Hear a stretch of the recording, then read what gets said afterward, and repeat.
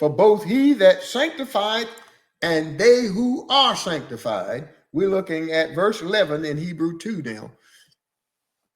He says, for both he that sanctifieth, that means set you apart, set your soul apart from the flesh side, your human side, that which is born of a woman, and move it back over to the side of you that came from God, that is of God. He said, he is who are all of one, all one, everybody in him. He was all human beings in his human side, and he was all God being in his God side. For which call he is not ashamed now to call us brethren. Why? Because he restored us back over to our side that is of God, saying, I will declare thy name unto my brethren. In the midst of the church will I sing praises unto thee. And again, look what God had to say. And again, I will put my trust in him to save us. And behold, I and the children which God hath given me to do what? To save. I mean, it's there just plain as day. And then now let's look at 2 and 14. 2 and 14. For as much then as the children are partakers of flesh and blood. That's what happened to us through Adam's disobedience. That's what happened then when he said he turneth man to destruction. We became partakers of flesh and blood, our human side. He also, look at this, he also himself likewise took part of the same. That's when he was made to be sin for us who knew no sin, that we might be, through his death and resurrection, made the righteousness of God, where? In him.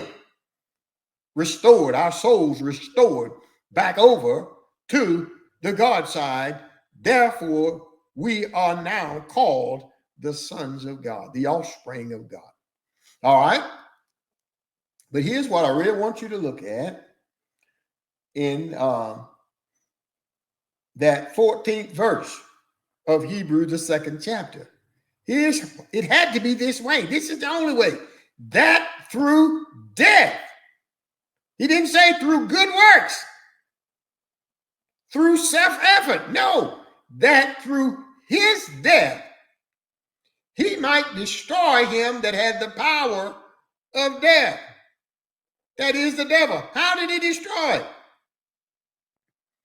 He took you out of the position that can die. He took your soul and separated it from the side of you that dies. The body still dies. It's appointed to you. Man wants to die, and after death, the judgment. That's never going to change. You just don't want to be there through your soul. See, Jesus died to remove your soul from the part of you that dies. It's still going to die. And hook your soul up with the God side that is an eternal life that will never die. Jesus said, he that liveth and believeth in me, in what I've done for you, will never die. For what? He said, for they have passed. Talking about the soul. The soul have passed from the death side of you to life. So simple. But you got to believe that you are dual, and you're not dual at any given time. You have the capabilities of being one or the other of two possible sides.